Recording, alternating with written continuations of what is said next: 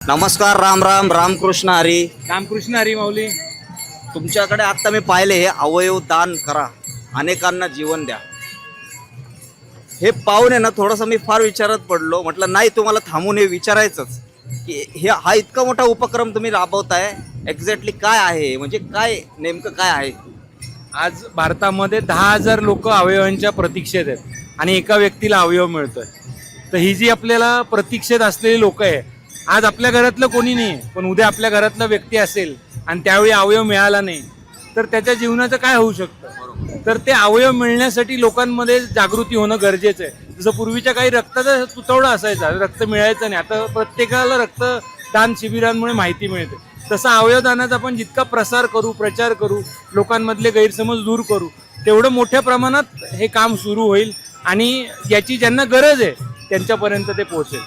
तर ह्या एका उद्देशाने रिबर्थ फाउंडेशन गेली 11 वर्ष काम करत आहे. मी, सिद्धार्थ गांधी, माझा हा सहकारी गणेश बाकले, तर आम्ही म्हणजे जेव्हापासून चालू केलं तेव्हापासून आमचे 100हून अधिक स्वयंसेवक जे याच्यासाठी काम करतात. तर विविध उपक्रम आम्ही राबवतो. जसे शॉर्ट फिल्म कॉम्पिटिशन आम्ही घेतो की ज्याच्यामध्ये अवयवदानावरती 5-5 मिनिटाचे मूव्हीज बनवले जातात आणि ते आम्ही हॉस्पिटल्समध्ये वगैरे शो करतो की लोकांबद्दल जे गैरसमज आहेत ते दूर व्हावेत याकरता. हो, बरोबर आहे. आणि अगदी मला हे सांगा की हे कधीपासून करताय तुम्ही? साधारण 2015ला 7 एप्रिल 2015ला आम्ही चालू केलं. आणि आतापर्यंत किती जणांना जीवनदान देऊ शकतो? सर, खरं आम्ही असं सांगू शकत नाही किती लोकांना, कारण आमचं काम सगळं हॉस्पिटलच्या बाहेर आहे. पण ज्यावेळी आम्ही सुरू केलं होतं 2015मध्ये, तेव्हा अखंड पुण्यामध्ये वर्षभरात 2 ते 4 अवयवदान व्हायचे. आज तो आकडा 100च्या वरती गेलाय. अरे वा. आणि हा एकटा आम्ही नाही, ZTCC नावाची गव्हर्नमेंटची संस्था आहे, ती अविरत कार्य करते. अशा बऱ्याच संस्था आहेत की जे याच्यासाठी कार्य करतात, ज्यांच्यामुळे हे कार्य पुढे चाललंय आणि आपल्यासारखे सगळे सर्वसामान्य लोक आहेत जे हे कार्याला पुढे न्यायला मदत करतात. माऊली, तुम्हाला काय म्हणायचं, काय म्हणजे नाही, अवयवदान हे अशा पद्धतीचं कार्य आहे जे की लोकांना एक जसे आज वारी चालली ती एक भावना आहे की माझ्याबरोबर देव आहे. पण असे काही प्रसंग येतात तेव्हा देव नसून माणूसच देवाच्या रूपी आपल्याला मदतीला येतो. आणि अवयवदान प्रत्येकाला वाटतं माझ्यावर ही वेळ येऊ नये, देव करो, येऊ पण नाही. पण जेव्हा आली तर करायचं काय, जायचं कुठं, कसं असतं हे कोणालाच माहीत नाही. ह्याची मोठी प्रोसेस आहे. गव्हर्नमेंट ह्याच्यामध्ये इन्व्हॉल्ड आहे. हे कोणीही कोणाला सहज देता येत नाही किंवा करता येत नाही. ह्याच्या मागचं झोनल ट्रान्सप्लांट ऑर्गनायझेशन जी आहे ती सगळं कार्य करते. जर तुम्हाला माहीत असेल तर आपल्या सुषमा स्वराज या सेंट्रल मिनिस्टर होत्या किंवा आपले देशमुख साहेब जे मुख्यमंत्री होते, ह्याचे वडील, तर यांनासुद्धा अवयव न मिळा कारणाने त्यांना त्यांचे प्राण गमवायला लागले. तर ह्याची जी प्रोसेस आहे ही प्रोसेस लोकांना समजावी की कसं हे जातं. आणि लहानातल्या लहानापासून मोठ्यातल्या मोठ्यापर्यंत सेम प्रोसेस आहे. इथं कुठलाही भेदभाव नाही आहे की मी श्रीमंत आहे म्हणून मला अवयव मिळतील किंवा मी गरीब आहे म्हणून मला मिळणार नाही, असं नाही आहे. तुम्ही जेव्हा तुम्हाला अवयव हवं आहे त्याची जर तुम्ही नोंद केली, कुठं करायची आहे तर झोनल ट्रान्सप्लांट कोऑर्डिनेशन सेंटर नावाचं जे सेंटर असतं प्रत्येक स्टेटमध्ये, सिटीमध्ये आहे, तिथं जाऊन तुम्ही नोंदवायचं आहे. आणि त्या पद्धतीनेच फक्त जातं. तुम्ही डायरेक्ट कोणालाही कुठंही देऊ शकत नाही. आणि हा खरा मुद्दा, मेन मुद्दा आम्हाला वाटतो जे लोकांपर्यंत माहीत नाही. म्हणून आम्ही हे कार्य गेल्या 11 वर्ष करतो. सुंदर काम करताय तुम्ही. लोकांपर्यंत या गोष्टी कळल्याच पाहिजे आणि कुठलेही गैरप्रकार होत नाहीये यामधनं, हे सुद्धा तुम्ही सांगताय किंवा त्याची काळजी घेताय, हे खूप महत्त्वाचं आहे.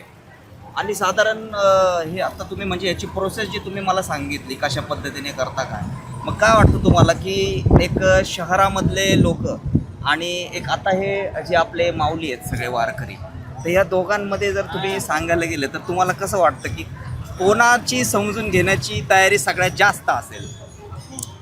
खूप महत्त्वाचा आणि छान प्रश्न विचारला तुम्ही. ही जी मंडळी आहेत ना, ह्यांच्यामध्ये तुम्ही यांना जर बघत असाल, ही शेतकरी मंडळी आहेत, गावाखेड्यातली मंडळी आहेत, पण ह्यांचा एक गुण खूप सगळ्या माणसांनी शहरातल्या स्पेशली घ्यावा, तो म्हणजे समर्पण. हे समर्पणाने चाललेले आहेत आत्ता पांडुरंग.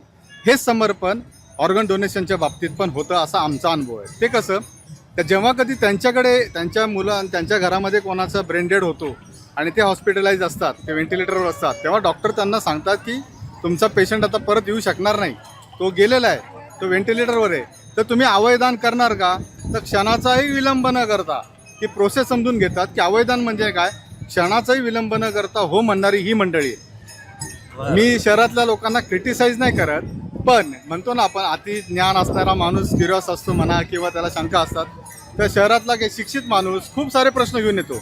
मग कुठं जाईल अवयव, मग तुम्ही स्मगलिंगच करणार का, मग तुम्ही हेच करणार का. ते समर्पणाची भावना शहरातल्या लोकांना कमी आहे, तीच या लोकांना जास्त आहे. आणि तुम्ही जर रेकॉर्ड जर ह्याच्यात अभ्यास केला तर ह्या लोकांच्यामुळे जास्तीत जास्त अवयवदान हे झालेलं आहे. अजून एक गोष्ट मी ह्याच्यात सांगू इच्छितो की ह्या लोकांच्यामुळेच आज महाराष्ट्रात नाही तर भारतात महाराष्ट्र 2 नंबरला आहे अवयवदानला, त्यात पुणे.